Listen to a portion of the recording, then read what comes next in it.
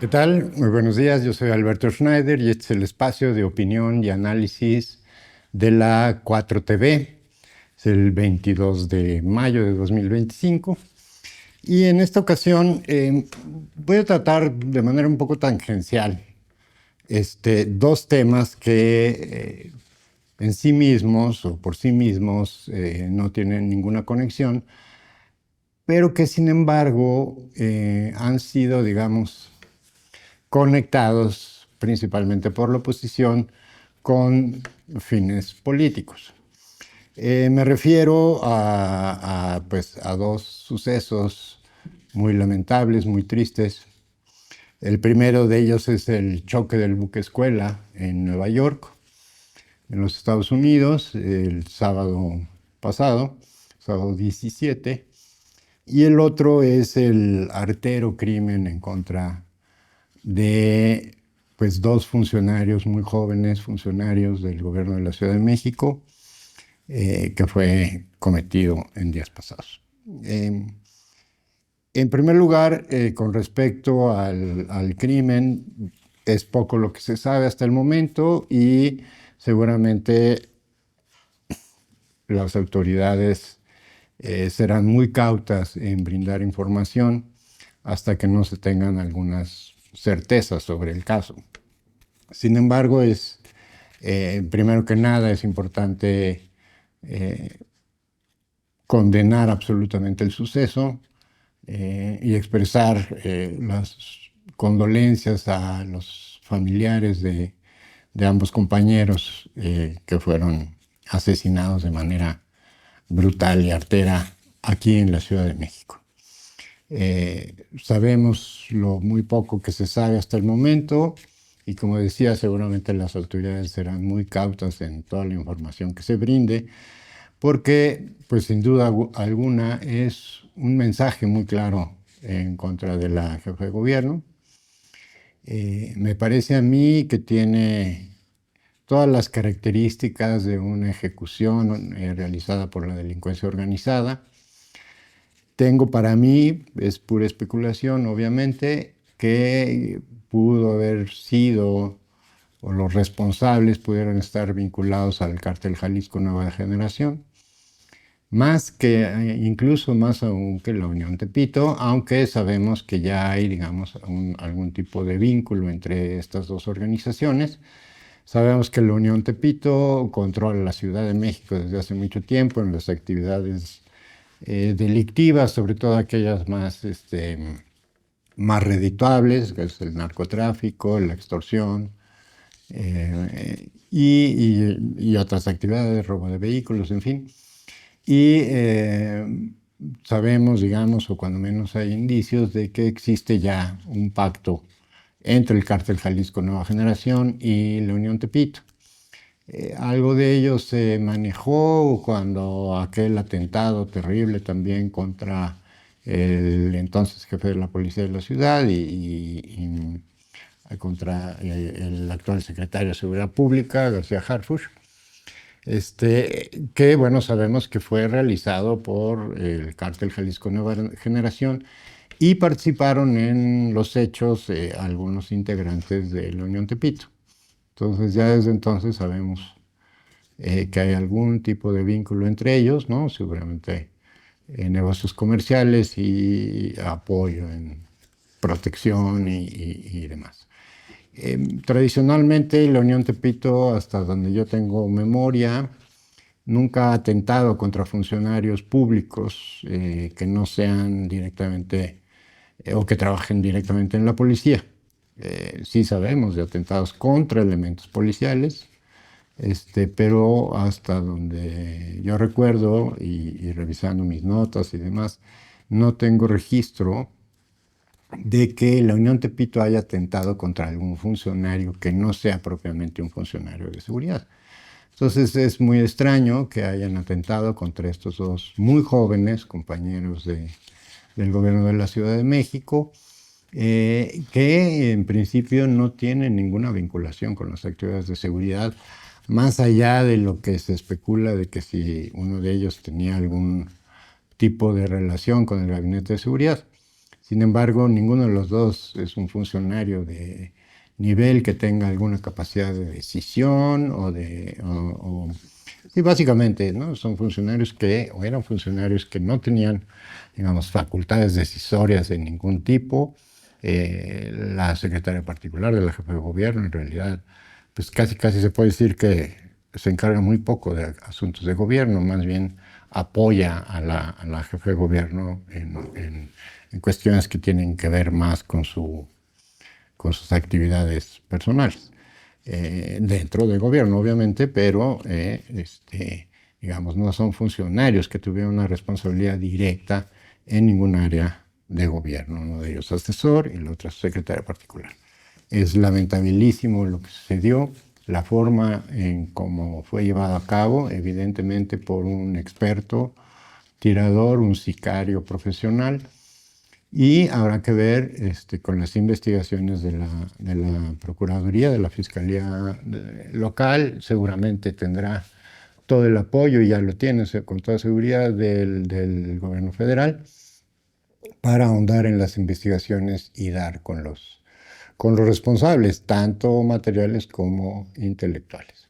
Y de nuevo, mis condolencias a los compañeros Jimena Guzmán y José Muñoz, muy jóvenes, colaboradores de la jefa de gobierno, Clara Brugada, y pues también más sentido pésame a ella y pues la solidaridad como ciudadano de la ciudad ante nuestra jefa de gobierno, que ha realizado, por otra parte, una extraordinaria labor en materia de seguridad en la Ciudad de México. Ahí simplemente recordemos nada más los últimos datos que se ofrecieron en la Ciudad de México en materia de seguridad. Por ejemplo, tenemos una disminución del 66.6% en la incidencia de todos los delitos de alto impacto en la Ciudad de México, nada más en el primer cuatrimestre del año, o sea, de enero a abril. Eso habla de una eficacia muy contundente de la Policía de la Ciudad de México y de la Fiscalía, es decir, del Gabinete de Seguridad en la Ciudad de México, y obviamente de la conducción de la jefa de gobierno, Clara Brugada. El homicidio doloso bajó pues casi 50% en el mismo periodo de enero a abril. Prácticamente el 50%, 49 y fracción. Pero más allá, digamos, de estos resultados del trabajo consuetudinario de la policía, de nuestros elementos policiales que diariamente patrullan y cuidan la ciudad, está el trabajo más profundo, digamos, el combate a las organizaciones de la delincuencia organizada, valga la redundancia, ¿no? Y, por ejemplo, en ese sentido tenemos, por ejemplo, que en los últimos 4 meses, o sea, de enero a abril, se han detenido a más de 3.400 personas por delitos de alto impacto. Decomisado más de 150 kilos y más de 17,000 dosis de marihuana, 23,000 dosis de cocaína, en fin, armas de fuego, armas cortas, armas largas y demás.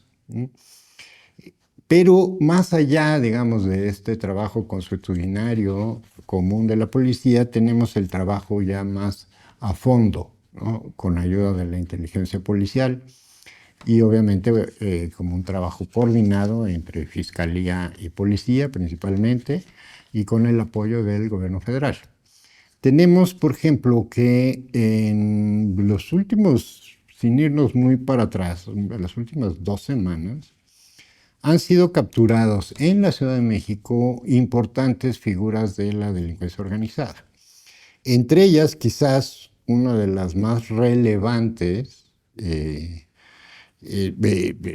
podemos decir quizás en los últimos años, fue la detención la semana pasada del jefe de plaza del cártel Jalisco Nueva Generación en la Ciudad de México.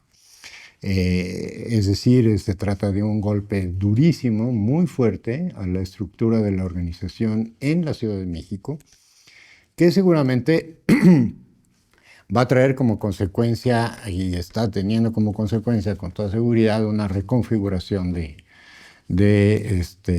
estos grupos en la Ciudad de México.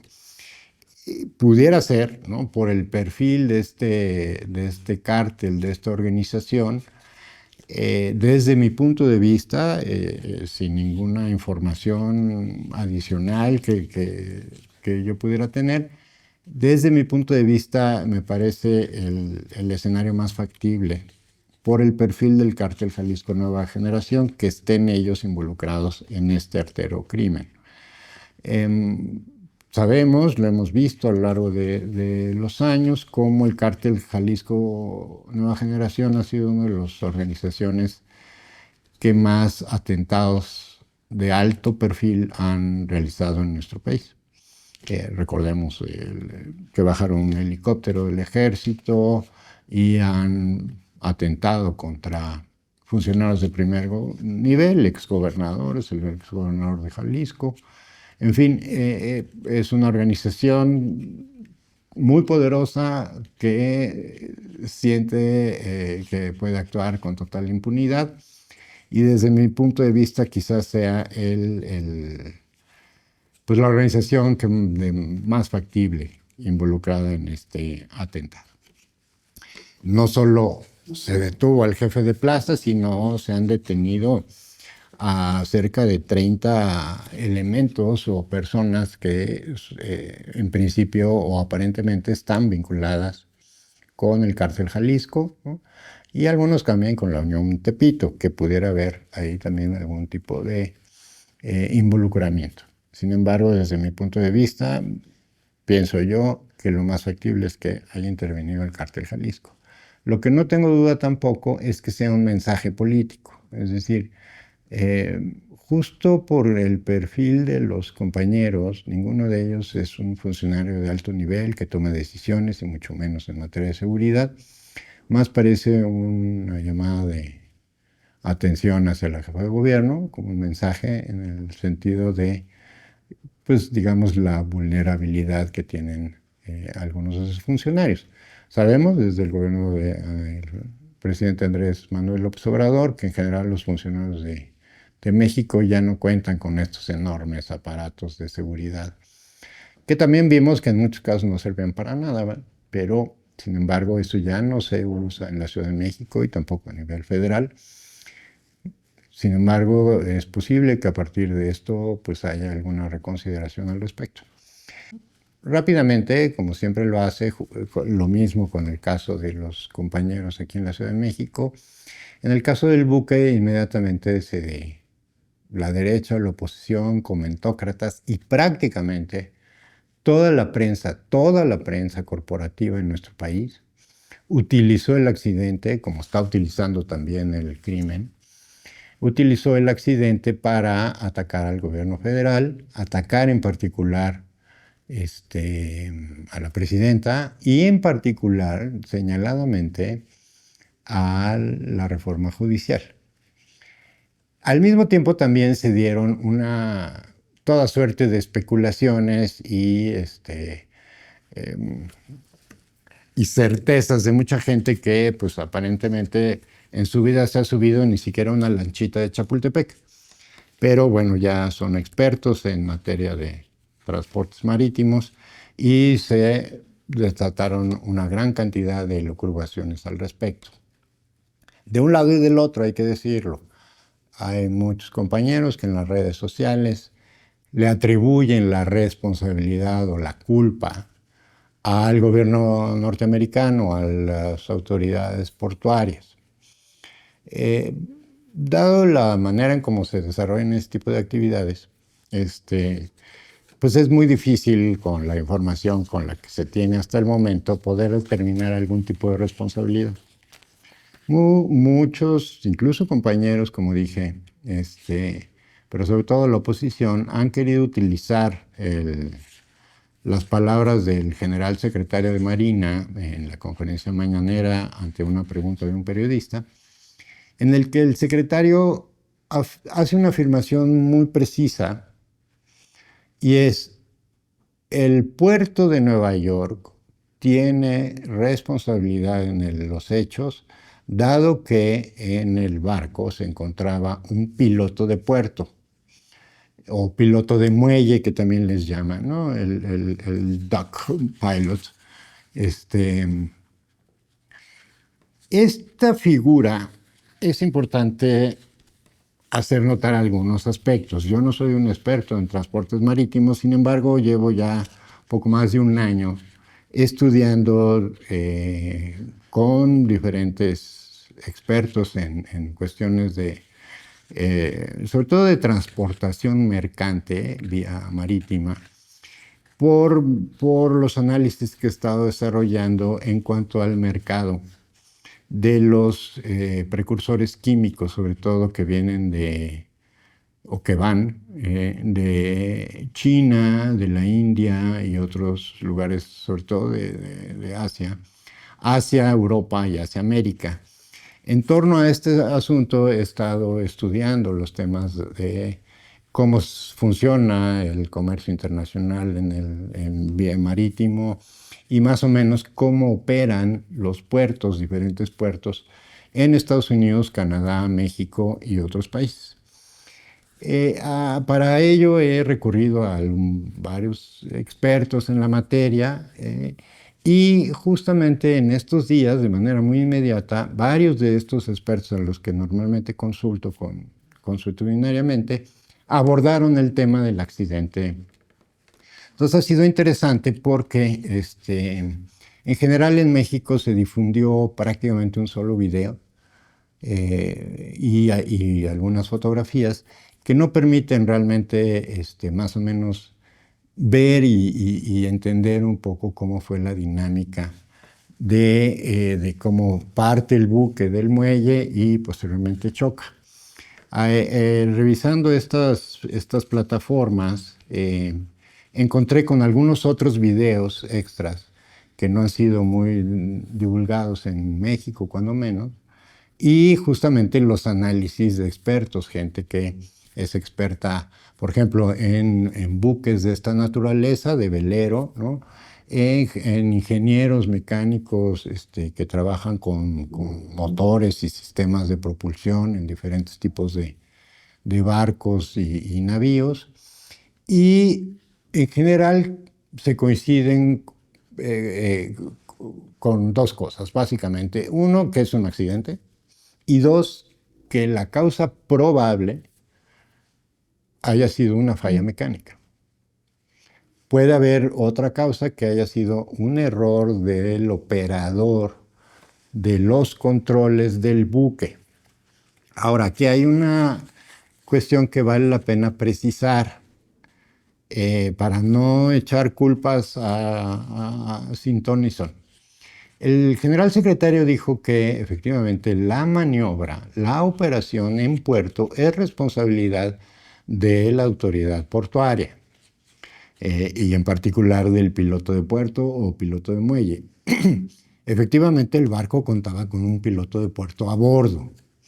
Eso se sabe porque se lleva una bandera específica en un barco para que todo el mundo sepa que ese barco, ese buque, tiene un piloto que es un piloto de puerto certificado, un piloto norteamericano, certificado por las autoridades norteamericanas para conducir y apoyar a los barcos extranjeros. Por ley, por norma en Estados Unidos, cualquier barco extranjero que arribe a un puerto o que salga de un puerto norteamericano tiene que tener un piloto de puerto a bordo.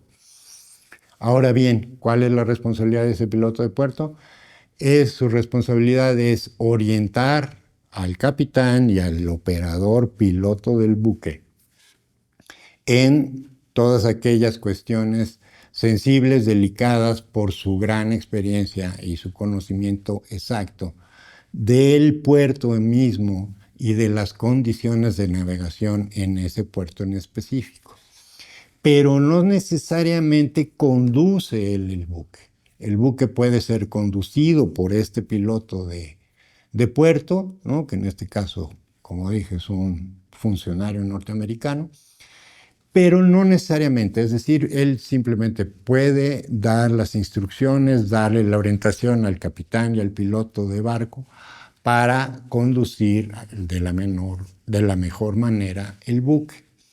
No se sabe, cuando menos hasta ayer en la noche, de ninguna autoridad norteamericana que tenga información al respecto.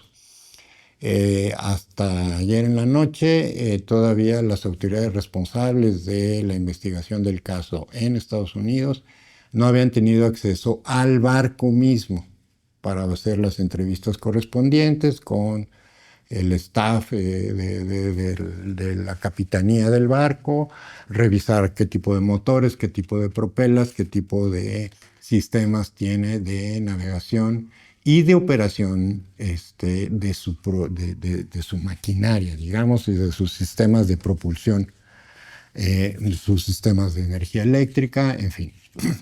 Entonces, hasta donde no se tenga esta información, todo queda en la especulación. Sin embargo, sí se pueden observar a partir de otros videos y estas otras imágenes y del análisis de especialistas en navegación, que conocedores de ese puerto en particular y en general de lo que es la navegación en puertos, hay varias cosas que son importantes notar.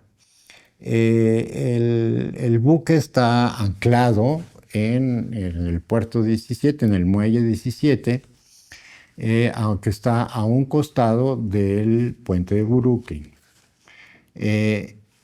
El barco sale en reversa, avanza en reversa de manera transversal o perpendicular a la corriente del río y al viento. Entonces el remolcador, que en este caso no está remolcando sino empujando, lo que hace es que al tener el barco la corriente de viento, que es bastante fuerte a esa hora, y la corriente marina del río, que también es bastante fuerte porque ya subió la marea, ya es un horario en el que la marea ha aumentado y la corriente se hace mucho más fuerte. Entonces, lo que hace el remolcador es impedir que al barco, mientras va avanzando de manera perpendicular a la corriente del río, se lo lleve hacia el puente. Entonces, el transbordador va haciendo que el barco avance de manera perpendicular al río y luego lo empieza a mover de tal manera que lo coloque en ruta hacia el sur, hacia la salida al mar, y en ese punto ya el remolcador se separa del barco una vez que el barco ya está en posición para partir. Es de esperarse, no se sabe todavía si recibió la instrucción de ya poner en marcha el barco. Los barcos necesitan la instrucción de la Capitanía de Puerto para que ya puedan avanzar una vez que están en ruta. No se sabe todavía en qué momento hubo ya esa instrucción. Lo que es muy claro, viendo estos videos desde otros ángulos, que una vez que el remolcador pone en sitio al buque para avanzar en la ruta adecuada, el buque avanza en reversa. Sigue avanzando en reversa. Entonces, eso significa que o no pudieron cambiar no pudieron hacer que el motor avance hacia adelante en vez de hacia atrás, o también pudo haber habido un error humano, en el sentido de que no se hizo el cambio. Ahora bien, revisando con otras fuentes, los tipos de sistemas de emergencia y de control de ese tipo de barcos, resulta que efectivamente ese tipo de barcos, aunque todavía no sabemos exactamente qué tipo de motor y qué tipo de propelas tiene ese barco, lo que sí coinciden muchos expertos es que no es infrecuente que fallen ese tipo de sistemas de propulsión. Y es un tipo de propulsión en el cual la misma propela funciona en básicamente 3 posiciones. La propela impulsa el barco hacia adelante, lo pueden dejar como en punto muerto, en el que las hélices quedan horizontales, o si en reversa, y entonces las hélices se ponen en sentido contrario. Y entonces es el mismo motor el que puede impulsar el barco hacia adelante o lo puede impulsar hacia atrás. Ese cambio de reversa a primera no es inmediato, no es como un cambio de la velocidad en un auto donde simplemente uno mete el clutch y cambia de velocidad. Hay un procedimiento, digamos, es muy rápido, pero tiene que ser un procedimiento cuidadoso para que el barco pase de reversa hacia adelante. Ahí es donde aparentemente hay la falla. Es bastante claro como una vez que el remolcador deja el barco en posición, se separa y el remolcador toma curso en el mismo sentido hacia donde debe avanzar el barco, es decir, hacia el sur en este caso. Y sin embargo, el barco avanza en reversa. El piloto del remolcador trata de alcanzarlo, regresa y trata de alcanzarlo, quizás con la intención de frenarlo. No lo pudo haber frenado ni de chiste, pero digamos que se ve que hace una maniobra para tratar de alcanzar al barco. Una maniobra absolutamente necesaria porque, si bien no la alcanza para que choque, sí ayuda a que se frene. Y hay otro factor, el tiempo. Entre que el buque zarpa y choca, pasan 4 minutos con 45 segundos. Aproximadamente el barco tarda unos 3 minutos, entre 3 minutos con 20 segundos, en ponerse en posición. En el momento que ya está puesto en posición, debe marchar hacia adelante y sin embargo marcha hacia atrás. La colisión se da a los 4 minutos con 45 segundos, es decir, el piloto que estuviera conduciendo el barco, ya sea el piloto de puerto o el piloto propio mexicano del barco, como el piloto del remolcador, no tienen tiempo de realmente hacer mayor cosa. Porque se da una alerta a las 8:24, es decir, 4 minutos después de que zarpa, en la que se piden más refuerzos, digamos refuerzos, con otros con otros remolcadores. Esto sucede a las 8:24 y el buque choca a las 8:24 con 45 segundos. Es decir, entre que se dan cuenta que el barco no está operando adecuadamente y se da el choque, pasan 45 segundos. Si uno ve cómo operan los sistemas de emergencia en un buque de esos, o similar, hacer la operación para echar a andar un motor alterno o el mecanismo mecánico hidráulico y no electrónico alterno que pudiera haber ayudado al barco, prácticamente es una operación que casi se lleva 1 minuto, por muy rápido. Entonces, aunque se hubiera intentado echar mano de algún recurso de emergencia, difícilmente al barco le hubiera dado tiempo de hacer algo para impedir el choque. Entonces, es importante ahí que ni se lo cubre desde un lado y se quiera atribuir la culpa necesariamente a las autoridades norteamericanas y por supuesto tampoco a las autoridades mexicanas, al capitán o al piloto de barco. Es un trágico accidente que perdieron la vida 2 jóvenes también, muy jóvenes, ¿no? Los cadetes América y Amilet Sánchez, de 20 años, y Adal Yair Maldonado, de 23 años. Entonces, todos ellos muy jóvenes que estaban navegando por el mundo como embajadores de buena voluntad de nuestro país. Es un terrible accidente, pero sí es importante que no se elucubre más y tampoco se atribuyan culpas que aún no sabemos. Desde mi punto de vista, hay varios factores que contribuyeron a que el accidente sucediera.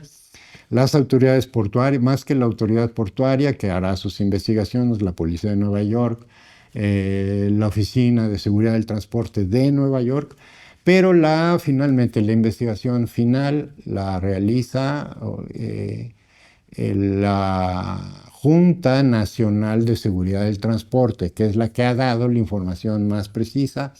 Ellos dieron la información sobre justamente esta línea de tiempo, cómo fue pasando minuto a minuto los hechos, y justamente el responsable de la investigación afirma que realmente no había mucho tiempo para hacer cualquier tipo de maniobra de emergencia. Y esa es una falla, quizás, desde el punto de vista de algunos expertos, de dónde está situado el muelle 17, que es donde parte el barco, con relación al puente de Brooklyn. La distancia que hay entre este muelle y el puente de Brooklyn son poquito más de 100 metros, son 400 pies de distancia. Y justamente este punto donde está el puente de Brooklyn, el muelle 17 y la salida hacia el mar, en la gente que navega por ahí le llaman la Puerta del Diablo, justamente por lo difícil y complicada que es esa maniobra. Y es difícil y complicada porque justamente el muelle está demasiado cerca con el puente de Brooklyn. Y dos, el río es un infierno para la navegación, según dice la gente. Tiene, en cierta hora del día, tiene corriente de sur a norte, como era el caso, como era el caso del sábado en la noche. Pero también, en determinadas horas del día, sobre todo en la mañana, tiene corriente opuesta, tiene corriente de norte a sur. Y que estos cambios son eventualmente muy rápidos. Si uno más o menos conoce o ve un mapa de la zona de Nueva York, donde está el puente de Brooklyn, se dará cuenta que es una red muy intrincada de canales, ríos y demás, que están conectados por varios lados con el mar. Entonces, las corrientes que se forman en los ríos en la zona son muy irregulares. Entonces, por eso le llaman la puerta del infierno en la gente que navega por ahí de manera común. Entonces, es importante esto. Ahora bien, ¿cuál es el vínculo? El vínculo lo hizo la oposición mexicana y el gobierno de los Estados Unidos. Están utilizando estos eventos totalmente inconexos. Un accidente, claramente un accidente, ¿no? Aún habiendo errores humanos, no deja de ser un accidente. No se le puede atribuir culpa a nadie. Estos dos eventos han servido tanto para la oposición mexicana como para el gobierno norteamericano para aumentar o incrementar la presión sobre el gobierno de México. Marco Rubio, nada más y nada menos, hizo una afirmación en la cual pretendió, digamos, involucrarse en el asunto de la Ciudad de México, haciendo énfasis en la violencia política. No deja de llamar la atención que sea Marco Rubio o el secretario de Estado norteamericano quien haga ese tipo de afirmaciones cuando ellos, y él en particular, teniendo todo el aparato de inteligencia y de seguridad norteamericana en sus manos, han sido capaces de encontrar a los responsables de los dos atentados contra la vida del presidente norteamericano. Entonces es bastante ridículo que el señor Marco Rubio nos venga a ofrecer ayuda cuando ellos mismos no han podido esclarecer dos hechos gravísimos en la historia política de los Estados Unidos. Entonces, nuestro gobierno sigue enfrentando una gran presión y conforme se acerque la elección al Poder Judicial, oposición, la derecha, los medios corporativos en su conjunto, seguirán utilizando cualquier tipo de evento, y en particular en el caso de la Ciudad de México, este artero crimen, como herramienta política, como golpeteo político, y esperemos que no, pero pues seguirán abonando a crear un ambiente de inseguridad y de temor entre la ciudadanía, probablemente con el fin de desalentar la votación del 2 de junio. Entonces, yo solamente desde aquí, mi intención ha sido, digamos, ofrecer algunos elementos. Como dije, no soy experto en navegación marítima ni en el manejo de veleros, pero sí ya llevo poco más de un año estudiando pues con mucho detalle más o menos cómo operan y cómo funcionan estos. Y eso pues simplemente me dio acceso a ciertas figuras, ciertas personas expertas en estas materias, que afortunadamente han abordado el tema del accidente en Nueva York de manera muy profesional, muy puntual, no le echan culpas a nadie y dejan claro algunos elementos que son muy importantes para entender qué pasó en Nueva York. Y cómo estos eventos, un accidente en Nueva York en el cual están involucrados la Secretaría de Marina de nuestro país y un atentado contra funcionarios de primer nivel en el gobierno de la Ciudad de México, están siendo utilizados de manera, aunque son eventos totalmente inconexos, están queriendo ser utilizados de manera muy vulgar, digamos, para el golpeteo contra el gobierno de la Ciudad de México, pero también contra el proceso de la reforma judicial. Entonces, pues no me queda más que reiterar las condolencias a los cadetes, a los jovencitos cadetes que perdieron la vida, los mejores deseos a todos aquellos que sufrieron lesiones, algunos bastante graves, y por supuesto también las condolencias a los compañeros del gobierno de la Ciudad de México, Jimena Guzmán y José Muñoz, y a sus familias, pues mi más sentido pésame. Es todo por hoy y pues simplemente convocar a que no se desanimen y vamos a votar todos por reformar el Poder Judicial en nuestro país.